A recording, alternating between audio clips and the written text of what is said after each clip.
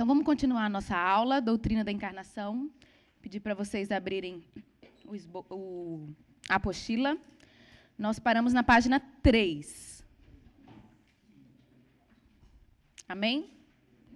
E para começar a segunda parte da aula, no começo da aula passada a gente leu o Evangelho de João, capítulo 1, e eu quero ler hoje a epístola de 1 João, lá no final da Bíblia.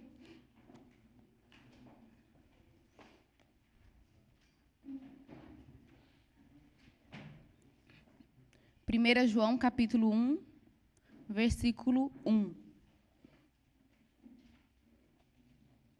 Quero ler do 1 até o 4.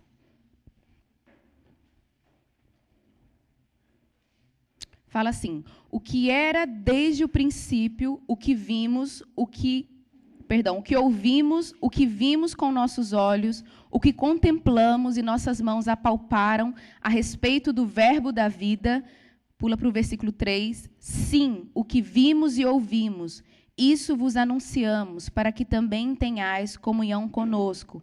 E a nossa comunhão é com o Pai e com o seu Filho, Jesus Cristo. Estas coisas vos escrevemos para que a nossa alegria seja completa. Quero só frisar nessa passagem, o versículo 1, que João fala: nossas mãos apalparam. Tá? Ele está falando do verbo da vida, bem parecido com o Evangelho de 1 João, né? O verbo que se fez carne, que estava desde o princípio. Então, aqui ele fala: nós apalpamos aquele que criou os céus e a terra, aquele que estava desde o princípio. Então, a gente vê a doutrina da encarnação muito forte aqui também na epístola de 1 João. Eu peguei naquele que era o verbo, que é o verbo. Eu peguei, eu apalpei. E aqui é um testemunho, tá? João está dando, ele é uma testemunha ocular. E não só ocular, né? Ele diz: eu peguei. Você pode ter certeza que Deus esteve na terra, porque eu peguei nele. Garanto para você. E eu queria ler também lá em Lucas, finalzinho do livro de Lucas, Lucas 24. A gente leu lá em 1 João, ele dá a introdução à carta, falando do verbo. Olha, eu vi, eu ouvi, eu peguei nele. E eu estou transmitindo isso para vocês, para que a nossa alegria, né, a nossa comunhão, e que nós tenhamos alegria. Então, queria só fazer esse link de que João pegou no verbo da vida e ele está dando testemunho da encarnação de Jesus para que a alegria seja completa. E agora, Lucas 24, versículo 36, a partir do 36. Jesus ressurreto, ele aparece aos discípulos, tá? Enquanto ainda falavam nisso, o próprio Jesus apareceu no meio deles e disse-lhes: paz seja convosco. Mas eles, assustados e com medo, pensaram que estavam vendo algum espírito. Ele, porém, lhes disse: por que estáis angustiados? E por que surgem dúvidas em vosso coração? Olhai as minhas mãos e os meus pés, pois sou eu mesmo. Apalpai-me e vede, porque um espírito não tem carne nem ossos, como percebeis que eu tenho. E, dizendo isto, mostrou-lhes as mãos e os pés. Admirados e ainda sem acreditar, por causa da alegria, Jesus lhes perguntou: tendes aqui alguma coisa para comer? Então lhe deram um pedaço de peixe assado, e ele o pegou e comeu na frente deles. Muito parecido com 1 João 1, né? Que ele fala que apalpou Jesus e falava aquilo por alegria. E aqui a gente vê de novo a palavra alegria e me pega para você ver se eu não sou de carne e osso. Parece que os discípulos têm dificuldade de acreditar, né? Aí Jesus come na frente deles, tipo assim, ó, tá vendo? Sou eu e eu tenho carne e osso, né? Então, são outras passagens que enfatizam muito a encarnação de Jesus. Um ponto que eu queria falar agora nessa segunda parte, se vocês estiverem acompanhando no esboço, é o ponto 2 do ponto 3. A humilhação de Jesus. Então, nós falamos ontem, só dando uma revisão, na primeira aula, a gente falou que a encarnação demonstra a pessoalidade de Deus. Deus resolve o pecado entrando na história da humanidade. Ele entra na história através do Filho, o Filho encarnado. Então, mostra a pessoalidade de Deus. Deus é um Deus pessoal. E não só pessoal, talvez a melhor palavra, como a gente falou, é próximo. Deus é próximo de nós. Ele vem resolver o pecado, né, face a face. Esse foi o primeiro aspecto da encarnação. O segundo é revelação, que é uma progressão disso. Deus se revela a nós e revelação pressupõe intimidade. Então, na face de Cristo, nós conhecemos a glória de Deus, nós temos uma imagem de Deus. Talvez, se você tivesse dúvida de como que Deus é, como que Deus age, qual é essa personalidade de Deus, você vê em Jesus, na face de Cristo, e a face de Cristo a gente também quer falar sobre como Jesus se portou no seu tempo aqui na Terra. Então, nós temos uma imagem autorizada de Deus. Ninguém pode dizer agora que não conhece a Deus, porque Deus enviou o seu Filho e ele é a representação exata do seu ser. Então, nós temos uma revelação especial de quem Deus é. Deus se revelou a nós e isso é intimidade. E existe um outro aspecto sobre a encarnação de Jesus, que eu queria enfatizar, começando hoje, que é a questão da humilhação.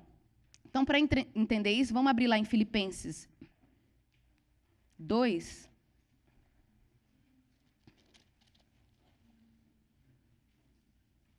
Filipenses 2, a partir do versículo 5. Quando a gente fala sobre encarnação, a gente está falando da doutrina da natureza de Jesus. Então, inevitavelmente, a gente fala da divindade de Jesus e da humanidade de Jesus. Apesar dessa aula a gente estar enfatizando mais a humanidade, porque a gente está falando que Jesus ele é carne, né? Ele se tornou carne, o verbo que se fez carne, é impossível não falar da divindade. Porque, por exemplo, o verbo se fez carne. Todos os versículos que você vai ler sobre a humanidade de Jesus, inevitavelmente fala sobre a divindade, porque está completamente ligado. Então, quando a gente fala que Jesus passou por humilhação, nós estamos pressupondo que ele é Deus, que Jesus, se você for estudar cristologia, às vezes a gente pensa assim, Jesus ali, ó, nasceu de Maria e tudo mais. Mas Jesus tem uma história antes da encarnação. Tá? Então, Jesus ele não começou a existir ali com Maria. Ele existia antes com o Pai. Né? Jesus é Deus, ele é o verbo que estava desde o princípio. Então, quando a gente fala sobre a humilhação de Jesus, a gente está vendo esse processo que Jesus sofreu de Deus se tornando carne. Então, vamos ler Filipenses 2, a partir do versículo 5. Tende em vós o mesmo sentimento que houve em Cristo Jesus, que, existindo em forma de Deus, não considerou o fato de ser igual a Deus algo a que devesse se apegar, mas, pelo contrário, esvaziou a si mesmo, assumindo a forma de servo e fazendo-se semelhante aos homens.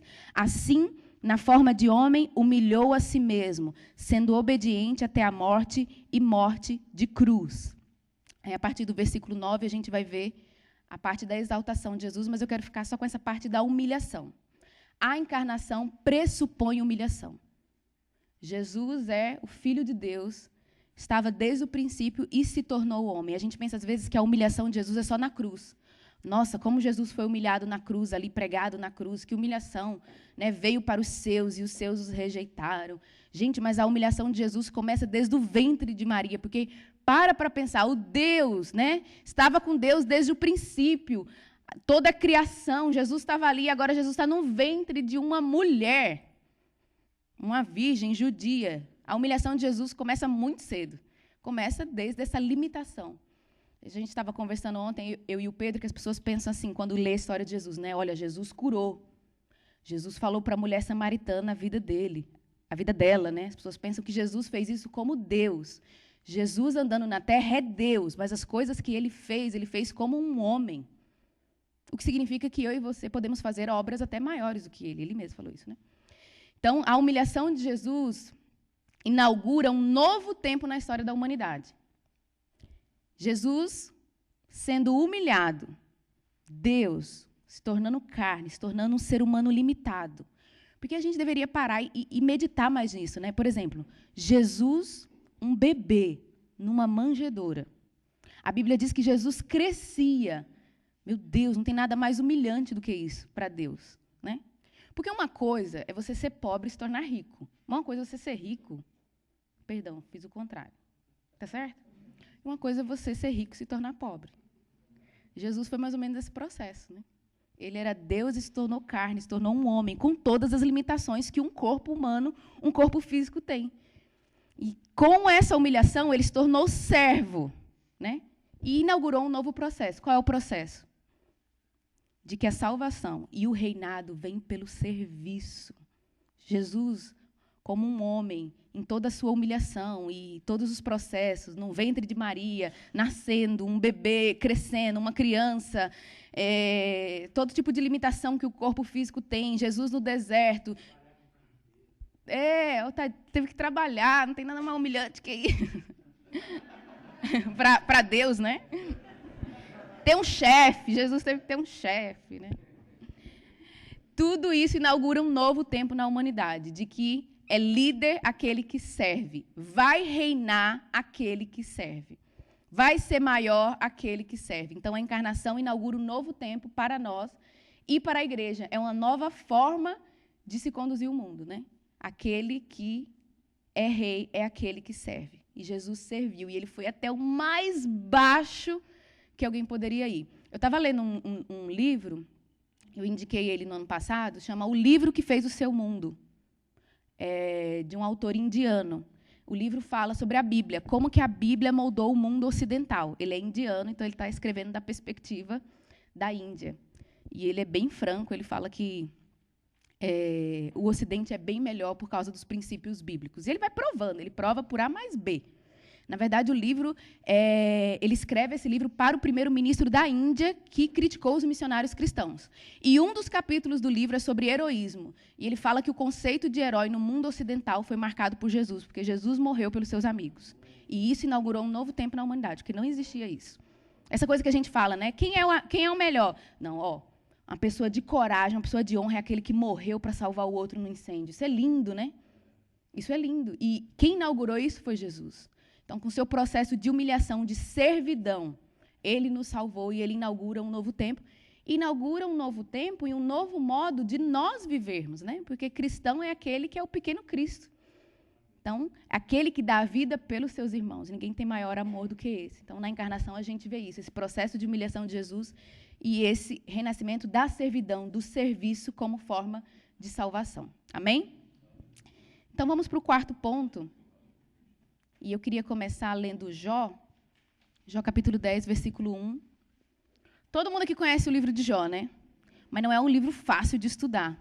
Meio complicado estudar Jó. Um dia que eu pregar Jó aqui no CPPI, eu posso até acabar minha vida, porque acho que é o mais alto que o ministro pode chegar, pregar o livro de Jó. É um livro complicado, mas é muito bom. E a história de Jó todo mundo conhece, né? Jó é o cara que sofreu, né? Foi autorizado por Deus, Satanás, infligir Jó. E esse capítulo 10, ele está no ápice, vamos dizer assim, de uma depressão. Todo mundo aqui concorda que Jó sofreu, né? Jó sofreu. E ele vai levantar a queixa dele a Deus aqui nessa passagem. Queria que você prestasse bem atenção. Vamos ler a partir do versículo 1, Jó 10, versículo 1. Ele começa falando, né? Minha vida é um tédio. Para mim é como se Jó estivesse dizendo assim, eu estou em depressão. Eu já sofri demais. Estou no ápice da minha depressão. Extravasarei a minha queixa. Falarei na minha amargura. Direi a Deus, não me condenes. Mostra-me, porque estás em disputa comigo.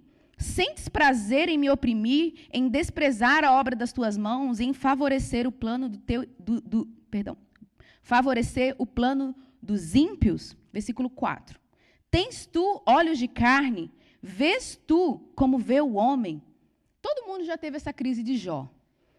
Porque, assim, por mais que você escuta pregação, que Deus te ama, um monte de coisa assim, na hora do sofrimento, dói. E eu tenho uma teoria assim, tem que chorar. Tem que viver o momento, né? Então, todo mundo tem essa crise de Jó. Às vezes, alguém só pisou no teu calo, às vezes você perdeu um ente querido, às vezes você está sofrendo com a doença, mas todo mundo tem esse momento Jó de ser, né? E levantar a queixa a Deus. Eu tenho um tédio da minha vida. Estou amargurado, eu vou levantar a minha queixa diante de Deus. E eu queria frisar aqui o versículo 4, que Jó pergunta assim para Deus, tens tu olhos de carne? Vês tu como vê o homem? Jó está perguntando assim para Deus, eu estou aqui sofrendo. E por acaso você sabe o que é passar o que eu estou passando? Deus invisível dos céus e da terra, que criou tudo, que governa o universo, as galáxias, os átomos. Você tem olho de carne igual o meu para ver como eu vejo? Jó está perguntando, você sabe o que é viver frente à morte? Você sabe o que é passar a angústia que eu estou passando? Jó está questionando a Deus. E Deus responde a Jó com o seu filho encarnado. Porque Deus pode responder para Jó: eu tenho olhos de carne. Meu filho tem olhos de carne. Ele sabe o que é viver frente à morte. Ele sabe o que é viver angustiado. A encarnação é a resposta dessa pergunta que Jó faz e nós fazemos para Deus. Às vezes você nem ora isso, mas você tem essa crise com Deus. Você sabe o que eu estou passando?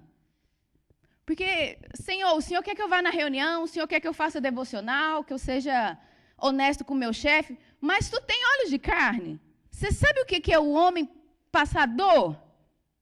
Deus sabe o que é viver frente à dor, porque Jesus é o homem de dores.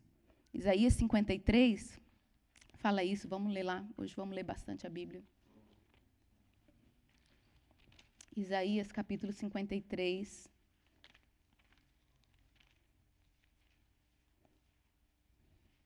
Versículo 3. Foi desprezado e rejeitado pelos homens, homem de dores e experimentado nos sofrimentos, e como um de quem os homens escondiam o rosto, foi desprezado e não lhe demos nenhuma importância. O Filho do Homem, sabe que Jesus, ele se referia a si mesmo? Jesus foi chamado de várias coisas, né? Filho de Davi, né? Filho de Deus, mas o que ele referia a si mesmo era Filho do Homem. Eu sou o Filho do Homem.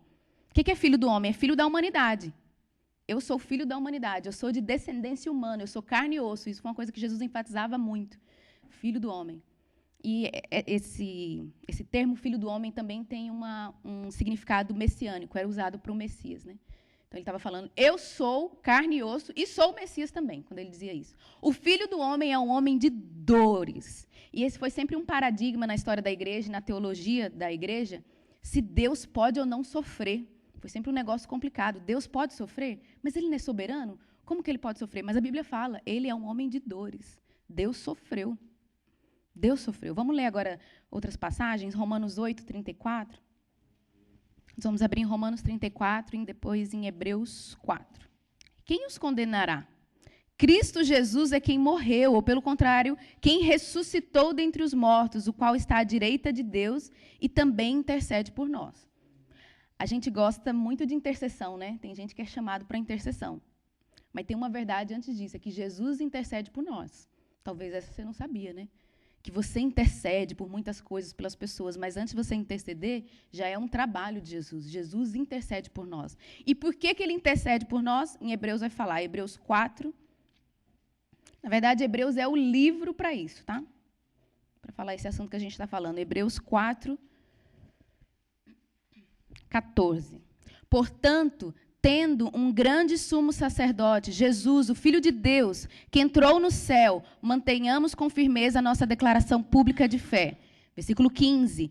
Porque não temos um sumo sacerdote que não possa compadecer-se das nossas fraquezas, mas alguém que, à nossa semelhança, foi tentado em todas as coisas, porém sem pecado. Portanto, aproximemo-nos com confiança do trono da graça, para que recebamos misericórdia e encontremos graça, a fim de sermos socorridos no tempo oportuno.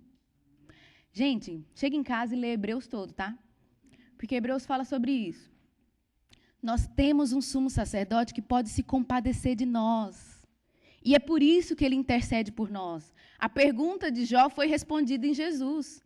Jó não pode mais dizer que o julgamento de Deus é injusto. Porque Deus tem um filho que se fez carne e sabe exatamente o que é viver num corpo de carne. Jesus sabe todas as aflições que um ser humano pode ter. E por isso ele se compadece de nós. E por isso que o autor de Hebreus faz um convite, se aproxima com confiança do trono da graça. Porque nós temos um sumo sacerdote, a nossa semelhança, que se compadece de nós e intercede por nós. E a pergunta é, por que você está mal? Você só tem isso. Você só tem um sumo sacerdote à sua semelhança que se compadece de você e intercede por você. Qual o motivo da nossa tristeza? Qual o motivo de nós não nos aproximarmos do trono da graça? O que está impedido para nós? Está tudo aberto. Essa é a beleza do livro de Hebreus. O caminho está aberto, o acesso está livre. Por que Jesus é o juiz perfeito? Por que Jesus vai governar, vai reinar, vai julgar com justiça? Porque ele é Deus e ele é homem. Nós não podemos dizer que o julgamento de Deus sobre a humanidade é errado, porque Jesus é homem. Ele sabe o que é ser humano. Ele sabe o que é viver em limitação. Ele sabe o que é viver frente à morte. Ele sabe o que é passar angústia. Ele é o homem de dores. Ele sabe. E isso afeta radicalmente a nossa vida devocional com Deus. A gente falou na aula anterior. Nós temos sempre a imagem de que Deus é um Deus distante, mas a encarnação prova para nós. Não é distante. Nós temos um sumo sacerdote que se compadece de nós. A misericórdia, a graça. A doutrina da encarnação fala só sobre isso. É até difícil, porque a gente quase não fala de pecado, porque é tanto amor, é tanta graça, né? Nós estamos cercados pela graça de Deus na encarnação. Eu creio, para mim, eu consegui resumir encarnação assim. Encarnação é Deus te perseguindo. Parece que não há lugar que você vai que Deus não está. Parece que não tem canto que você se esconda, que a graça de Deus não te pegue. Não há lugar. Ele se compadece de nós, ele intercede por nós. O que pode dar errado? O que pode dar errado? Nada. Nada pode estar errado. Então, a encarnação, Jesus ser carne, Jesus ter carne, Jesus ter uma história humana e ter corpo até hoje, está à direita de Deus intercedendo por nós. Hebreus fala, né? Ele vive para interceder por nós. Mostra para nós que nós não temos que ter problemas ou vergonha de nos apresentar diante de Deus como nós somos. Eu vejo muita gente, às vezes, orando, parece que a pessoa tenta se limpar antes de orar para Deus, como se Deus não soubesse quem nós somos, né? Então, Hebreus fala de confiança. Tenha confiança, se aproxima do trono da graça. Fala quem você é, porque Jesus vai te entender. A encarnação, ela tira todo o ruído de comunicação entre nós e Deus. Por isso que Jesus é o mediador perfeito. Gente, a ideia da encarnação foi fantástica de Deus, viu? Ninguém podia ter ideia melhor que essa, porque o nosso mediador é homem e é Deus. Ele nos liga perfeitamente. Não há falha de comunicação mais. Porque realmente há muita distância entre um ser humano e Deus, né? Apesar de Deus ser nosso Criador, há muita distância. Mas nós temos um mediador, um sumo sacerdote. Sumo sacerdote fala sobre serviço, né? É o que a gente falou na aula, no ponto passado. A humilhação de Jesus é o serviço de Jesus. Ele é o servo que se tornou rei. Ele serviu a humanidade, salvando a humanidade, morrendo na cruz. E o sacerdócio dele, ele é o sumo sacerdote, é esse serviço. E quando nós recebemos esse serviço de Deus, nós nos tornamos servos. O que é o evangelismo, né? É você pegar o ímpio, o pecador, que não entende Deus, que odeia Deus, e mediar essa situação, né? Por meio do Espírito, por meio de Cristo, por meio da cruz. Nós nos tornamos sacerdotes também. A encarnação, ela afeta a nossa vida radicalmente. O que Jesus faz por nós, nós fazemos pelos outros. O evangelismo é exatamente isso. Então, fechando esse ponto 4, nós temos um Deus que se compadece de nós. Eu não sei se eu consigo comunicar isso para vocês, não sei se vocês estão entendendo, porque é um negócio tão simples. Como é que você tem que deixar cair no seu coração? Você tem que deixar afetar suas emoções, sua mente. Talvez você precise chegar em casa e reler todas essas passagens que eu coloquei aqui no esboço e deixar sua mente ser batizada, porque isso não é pregado nas igrejas, né? Tem aquela classiquinha música, cuidado, né? Mãozinha no que pega, cuidado, olhinho no que vê. Como é que é, Tati? O refrão? Cadê a Tati? Cuidado. Ele está olhando para você e está marcando o que você está fazendo de errado. Então, essa música é que nem Boi Boi da Cara Preta, gente. Só que dos crentes. É terror, né? A gente estava lá em Montemor, a gente fez um turno de adoração com o Salmo 139. Né? Senhor, tu me sondas e me conheces. Sabes o meu deitar, o meu levantar. E a Tati estava até testemunhando, né? Eu tinha medo dessa passagem. Porque é o olhinho, né? Cuidado que o olhinho de Salvador está olhando para você. Mas, na verdade, essa passagem fala de segurança. Você vai confessar um pecado para Deus, Deus já sabe. Às vezes a gente está com um sentimento ruim, né? Assim, ó, eu estou com um pecado aqui, ó, uma tentação. Pensa numa coisa bem ruim. Pensa um pecado bem feio. Aí você pensa assim, nossa, eu vou esperar essa tentação baixar para eu orar, né? Gente, ora com a tentação e fala para Deus que você está sentindo aquilo. Você vai ver se o Espírito Santo não vai tirar. A gente tem vergonha, Deus nos conhece. E isso pressupõe segurança, nós estamos seguros na cruz. Deus conhece bem o ser humano. Deus conhece bem o que o ser humano é capaz. Ele conhece. E o Salmo 139, eu apaixonei por esse salmo, é segurança. Ele me conhece, ele me cerca, ele me formou, ele sabe tudo. Eu sou transparente diante dele, é um raio-x. Não há nada que ele não conheça. Deus é próximo de nós. E esse ponto 4, ele pode se compadecer de nós, porque ele é como um de nós. Você não pode orar, se dirigir a Deus como se ele fosse distante. Ele é próximo. Ele entende o que você está passando. Mesmo. A gente, às vezes, pensa assim, nossa, eu preciso desabafar com um amigo, né? Qual que eu vou escolher? Porque tem que ser alguém que me entende, não pode ser uma pessoa. Jesus te entende. Ele sabe o que é. Ele sabe o que é cada sentimento humano, cada sofrimento humano. Ele conhece, por isso ele pode se compadecer e interceder por nós. Amém? Sobre o ponto 5 agora, a encarnação é a boa nova de paz. É muito lindo quando o nascimento de Jesus é anunciado. Então, a gente podemos ler em Lucas 2, quem quiser abrir Lucas 2,14. Eu sempre fiquei muito impressionada com essa passagem. Os pastores estavam caminhando pelo campo, né, no momento que Jesus nasceu, e aparece um anjo. Você tenta montar a cena na sua mente, você tem que ser mais teatral, sensorial, tem que montar a cena. E aparece um anjo, um anjinho só. Um anjinho, é um anjão, né? Mas o anjo lhes disse, é Lucas 2, versículo 10, perdão. O anjo diz, não temais, porque vos trago novas de grande alegria. Eu acho que todo mundo tinha que ler a Bíblia e marcar quantas vezes aparece a palavra alegria, principalmente no Novo Testamento. Porque muitas vezes. Eu vos trago novas de alegria para todo o povo. É o Evangelho, né? A gente fala muita palavra Evangelho, mas Evangelho é boa notícia.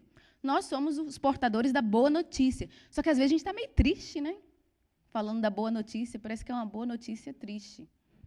Você sabe que eu converti na igreja adventista, né? E adventista guarda o sábado. Aí tem um pastor que sempre conta uma história, que o sábado é o dia de descanso, o dia de adorar a Deus e tudo mais. Então, é um dia alegre. Por isso que eles até se cumprimentam, né? Feliz sábado. É o dia alegre. Então, o sábado, o dia alegre. E o pastor sempre falava para o filho dele, olha, hoje é o sábado, o dia feliz, o dia alegre. Aí, pai, posso brincar? Não. Tem que descansar, porque hoje é o dia alegre.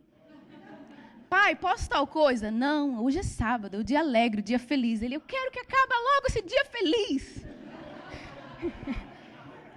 A gente não consegue transmitir, né? A alegria do Evangelho também é bem parecido, assim. Então, a gente perdeu essa questão da alegria do Evangelho, né? A gente estava até falando, parece que ser espiritual é ser uma pessoa sem sentimentos.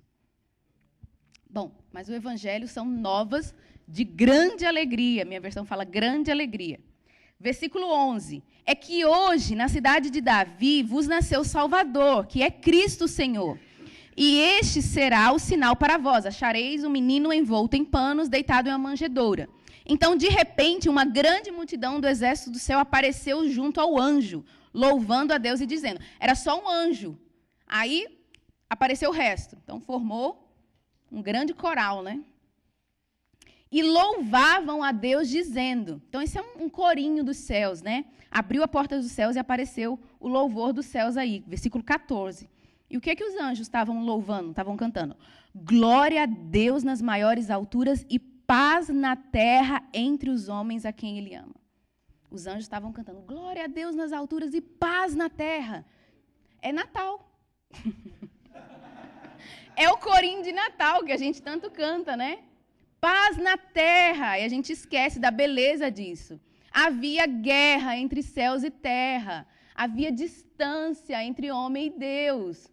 a terra estava vivendo toda hora sobre condenação. Então, assim, tem toda a parte de que Deus estava atuando no Velho Testamento e tudo mais, mas vamos esquecer só para entrar agora no momento. Havia uma guerra entre céus e terra. E agora os anjos estão cantando, nasceu o Salvador, paz na terra. Os anjos estão dizendo assim, estão cantando assim, alivia, gente, nasceu o Salvador, paz na terra. Então a gente vê alegria e paz, e isso é a encarnação. A encarnação é uma notícia de alegria e paz. Portanto, justificados pela fé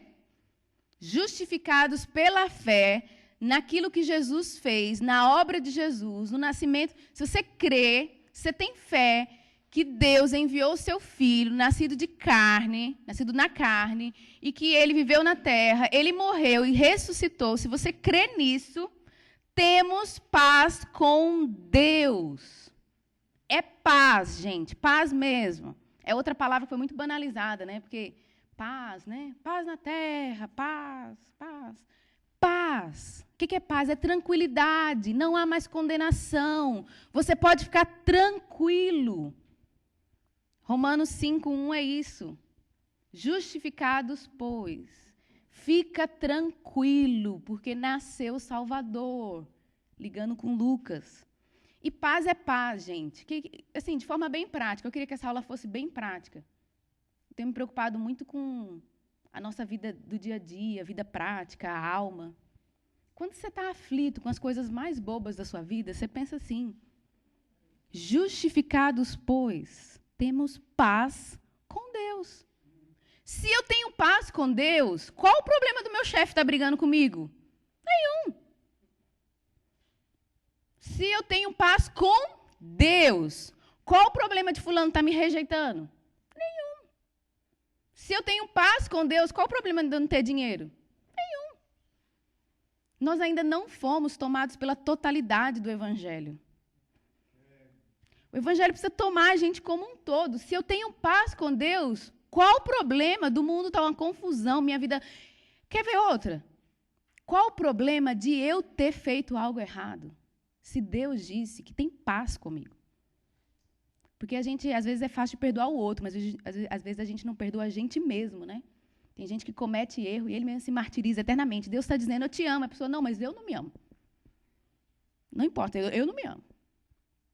Temos paz com Deus.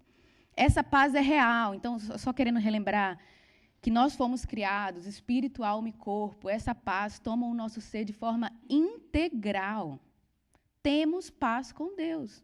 Então, toda a guerra que existia por causa do pecado entre a humanidade e Deus, entre o homem e Deus, agora pode acabar. Essa guerra vira paz. Amém? Diga amém. Vamos ler outra passagem? Colossenses 1:20. Falei que a gente ia ler bastante essa passagem. Versículo 20, né? Colossenses 1, versículo 20. E havendo feito a paz pelo sangue da sua cruz, por meio dele reconciliar-se consigo mesmo todas as coisas, tanto as que estão na terra como as que estão nos céus. Então, encarnação, a carne de Jesus, significa duas coisas. Redenção, porque ele nos redime, e reconciliação. Quero enfatizar agora a reconciliação. Ele reconciliou consigo mesmo o mundo. Ele é o nosso mediador que reconciliou. Eu coloquei aí na apostila, ele se fez carne e operou o maior milagre do universo. O de unir, reconciliar coisas que pareciam impossíveis. Carne e espírito. Parece muito impossível isso. Parece muito impossível que a minha carne, o meu corpo, cheio de limitação, pode glorificar a Deus. Parece muito impossível. A carne que é perecível, que vai morrer, que é frágil, ser a habitação do Espírito de Deus, essa é outra coisa escandalosa. A Bíblia toda é só coisas... Por isso que as pessoas não entendem, porque é escândalo mesmo. Como que o meu corpo vai ser a morada do Espírito Santo? A gente fala muito isso, né? Olha, eu sou morada do Espírito, meu corpo é o templo. Mas para pensar como que um corpo humano pode ser a habitação do Espírito se Salomão construiu o grande templo e ele chegou à conclusão, não, Deus não pode nem morar aqui, que nem cabe Deus. Que dirá o meu corpo frágil, suscetível à doença, a desejos biológicos, né? Fraqueza. Por Cristo foi possível unir carne e espírito. A promessa de Joel 2:28 foi possível. O espírito derramado sobre a carne. Outra união impossível, né? Fraqueza e força, que é exatamente isso, né? Como que o meu corpo frágil vai receber esse poder, essa força do espírito? É possível. Homem e mulher, esse aqui eu acho. Eu cheguei à conclusão, assim, casamento para dar certo tem que ser de crente mesmo, porque não tem coisa mais difícil que unir homem e mulher. E por Cristo é possível. É possível. Duas mentes completamente diferentes. Duas inclinações completamente diferentes. E aí eu puxo também para judeus e gentios, né? Ele inaugurou um novo homem, um novo corpo. Judeu e gentio é muito mais complicado. E aí a gente está falando de cultura. Por causa de Cristo, a igreja é um povo de cultura diferente, todo mundo pensa diferente. E o início disso é os judeus e os gentios. O Abner estava falando na aula dele do legado, né, de Israel. Para pensar, o pessoal fala assim, né, Israel e igreja. Mas você sabia que a primeira igreja foi em Jerusalém, formada por judeus? Então, os nossos pais da primeira igreja são judeus. E a igreja começou lá em Pentecostes, cada um falava numa língua, lembra? Cada um era de um lugar diferente, e falaram em outras línguas, e cada um entendia na sua. Gente, é um monte de cultura diferente junto. A encarnação, Jesus em carne, toda a obra de Jesus, como um homem, promoveu essa reconciliação no corpo da sua carne. O ministério de Jesus é o ministério da reconciliação, de unir coisas impossíveis.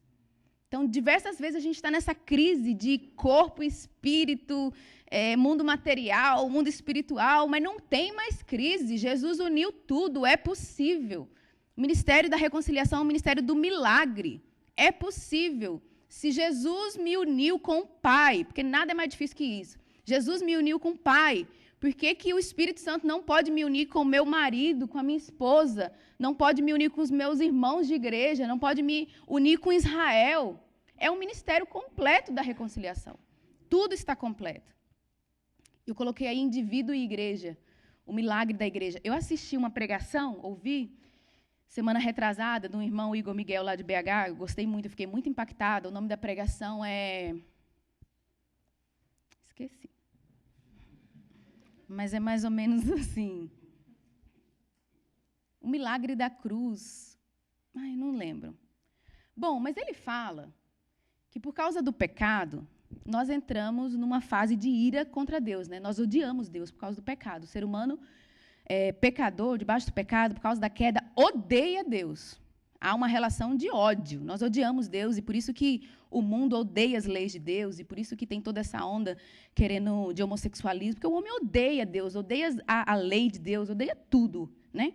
E ele vai mostrando pela Bíblia como que esse ódio a Deus foi se refletindo no ódio ao próximo. Aí vai lá em Caim e Abel, né? Por causa do pecado começou a ter a ira horizontal. E ele fala assim, sabe quando você está irado com seu irmão? Você tem problema com seu próximo? Na verdade, não é com seu próximo que você tem problema. Você tem problema com Deus. É porque você odeia Deus tanto que... E você não pode pegar Deus, né? Você não pode ir lá no céu e apertar o pescoço de Deus. Aí o que você faz? Você pega a imagem de Deus mais próxima, que é o seu próximo, o seu irmão. Aí você aperta o pescoço dele. Então, ele fala assim, problemas horizontais, problemas de relacionamento, a gente não resolve horizontal, a gente resolve vertical, porque nós odiamos Deus, porque quem está bem com Deus fica bem com qualquer pessoa. E ele vai falando como a cruz promoveu essa cura da ira, do ódio que nós temos por Deus, e, consequentemente, pelo irmão. E isso promove a unidade. Então, tudo que a gente fala sobre unidade está pressuposto na obra de Jesus, na obra que Jesus fez de reconciliar no seu corpo, na sua carne, nós e Deus. Todo o fundamento para isso está na encarnação, em quem Jesus foi. E por isso que Jesus é o nosso modelo, né? O que Jesus fez, nós fazemos, porque o ministério da reconciliação foi dado a nós. É como se fosse um vício, assim, um negócio contagioso. Você que foi reconciliado, é impossível não reconciliar. É impossível você não reconciliar outros, você não unir outros, né? Essa coisa do cristão egoísta, do cristão individualista, é totalmente fora do padrão do Evangelho. Porque o padrão do Evangelho e a obra da encarnação é reconciliação, é unir coisas impossíveis. Céus e terra estavam separados, agora não existe mais separação, porque nós temos um homem que é Deus, 100% homem e 100% Deus. Amém? E eu queria ler agora Romanos 8. A gente falou na primeira aula bastante sobre o significado de carne na Bíblia, né? Nós vimos sobre carne no sentido mais positivo, como estava lá em Ezequiel, está em Ezequiel.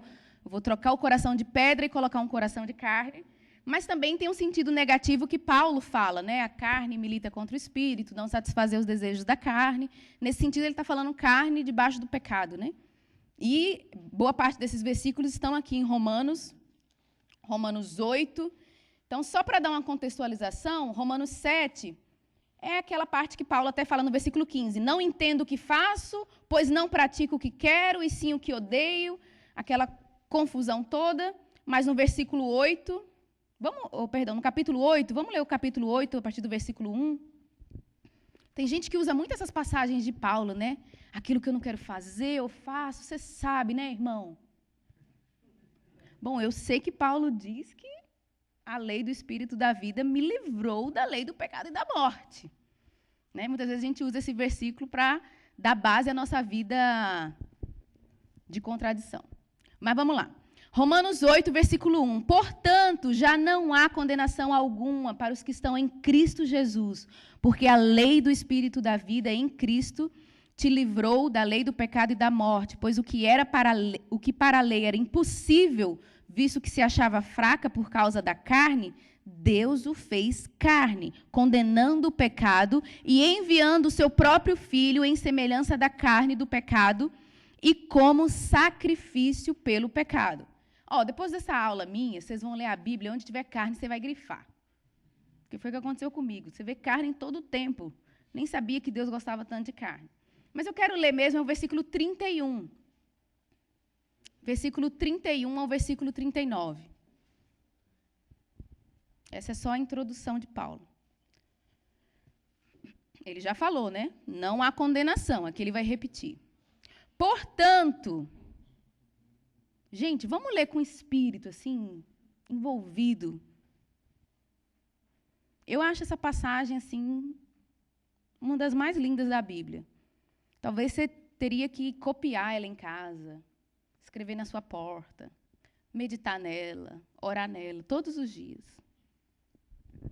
Versículo 31. Portanto, que poderemos dizer diante dessas coisas? Se Deus é por nós, quem será contra nós? Aquele que não poupou nem o próprio filho, mas, pelo contrário, o entregou por todos nós, como não nos dará também com ele todas as coisas? Gente, eu vou ler de novo, porque eu quero ter certeza que você está lendo e entendendo. Portanto, que poderemos dizer diante dessas coisas? Se Deus é por nós, quem será contra nós?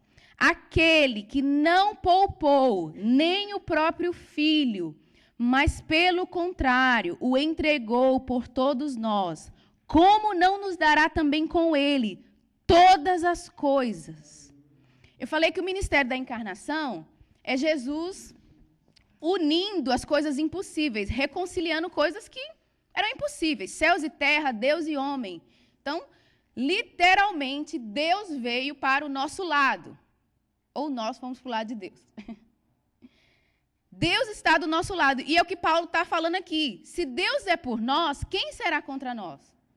Deus era contra nós.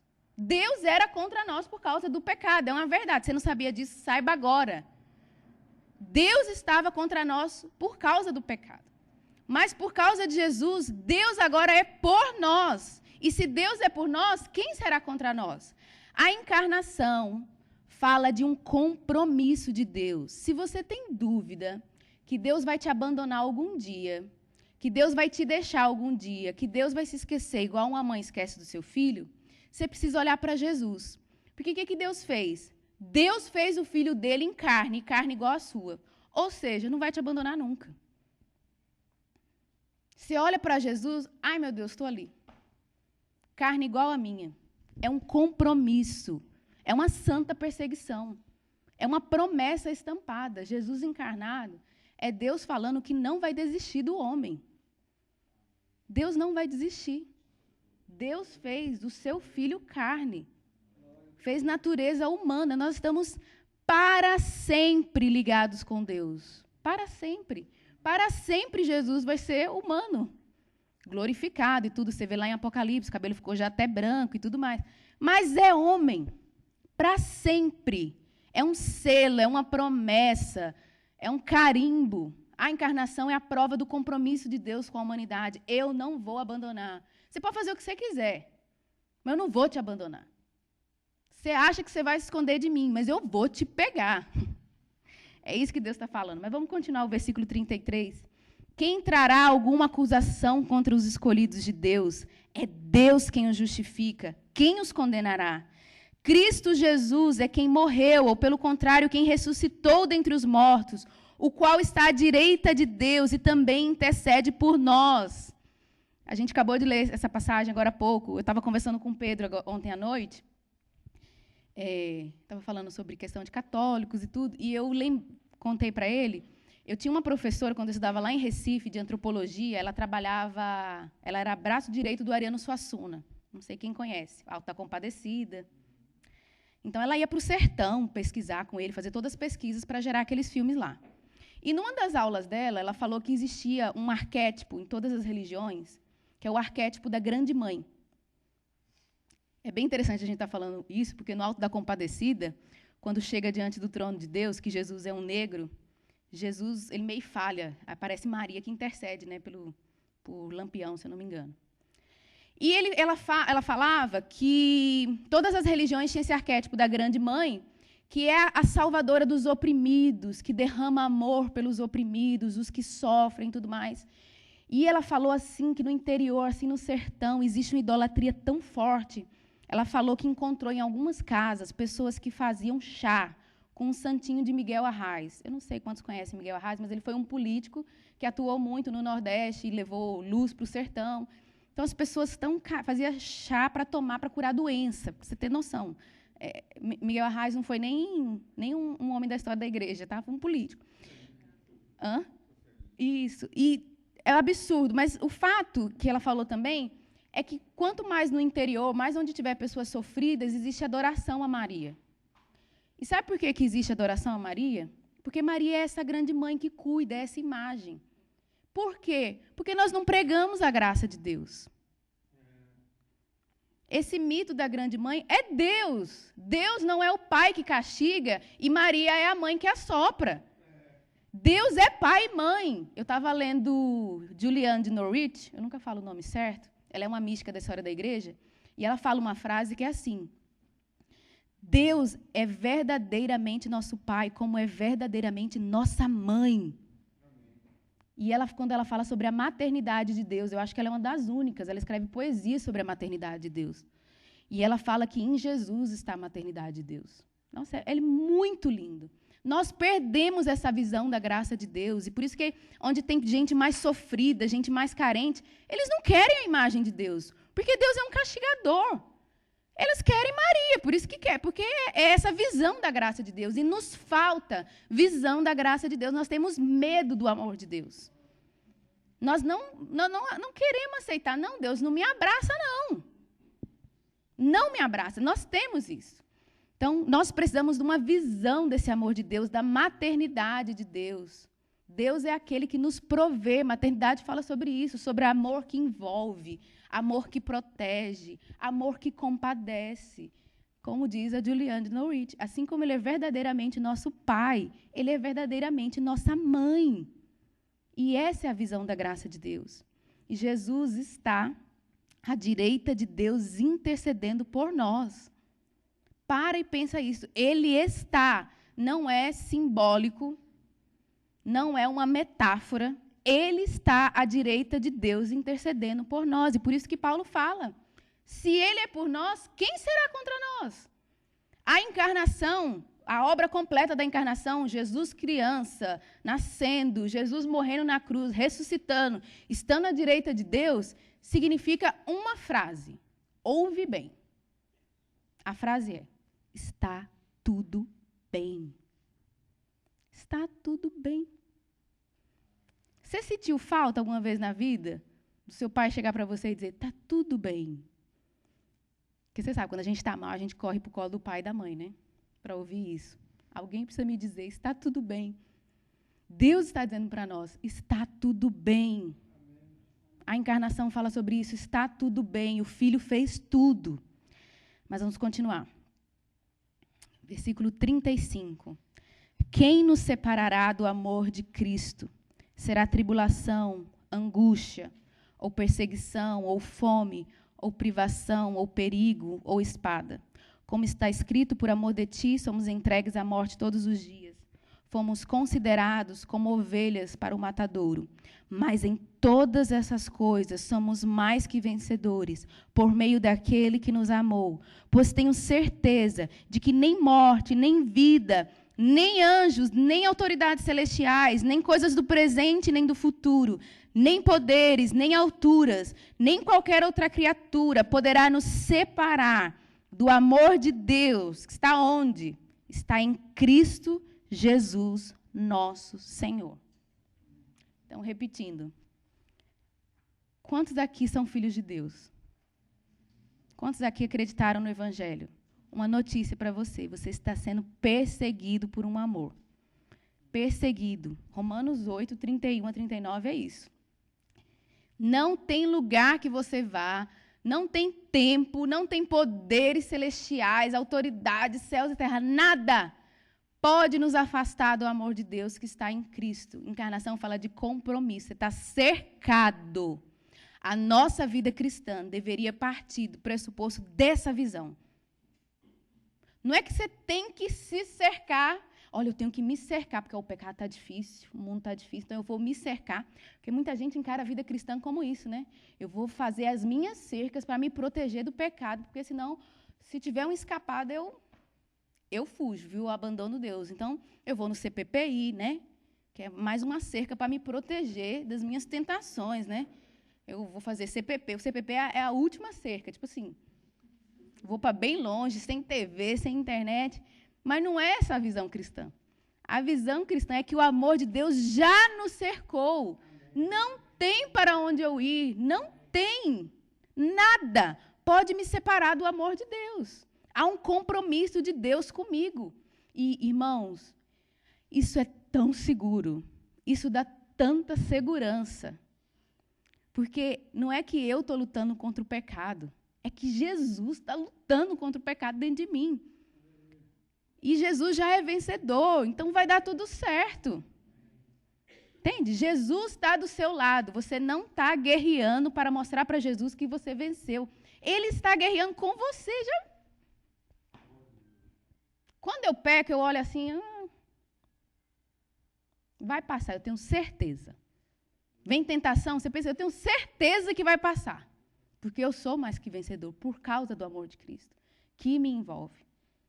Então, eu queria só terminar mesmo, que eu sinto muito forte essa passagem sobre Jesus, que morreu, ressuscitou, ele é homem, porque ele morreu, e ele ressuscitou, porque ele é Deus, o qual está à direita de Deus e também intercede por nós. Queria que você fechasse os olhos. Você sabia que não é pecado imaginar uma verdade? É pecado imaginar uma mentira. Ficar imaginando, faz mal imaginar uma mentira, mas imaginar uma verdade não é errado. Muito pelo contrário. Então, eu vou pedir para você fechar os olhos e você imaginar, com a mente que Deus te deu e a capacidade que Deus te deu de imaginar, olha Jesus Cristo. Ele é homem e ele é Deus. Fica com os olhos fechados. Tenta formar uma imagem desse homem. Ele é homem e ele é Deus. Ele morreu e ressuscitou. Você viu ele? Agora vê o lugar que ele está. Que a Bíblia diz que ele está à direita de Deus. Ele está à direita da majestade. Ele está nos céus, no lugar de Deus, a habitação de Deus. Ele está à direita de Deus. Mas não esquece que ele tem corpo. Ele tem carne, glorificada nos céus, à direita de Deus, mas tem carne. Então, nós vimos Jesus, nós sabemos o lugar que ele está. Agora, eu quero que você veja o que ele está fazendo.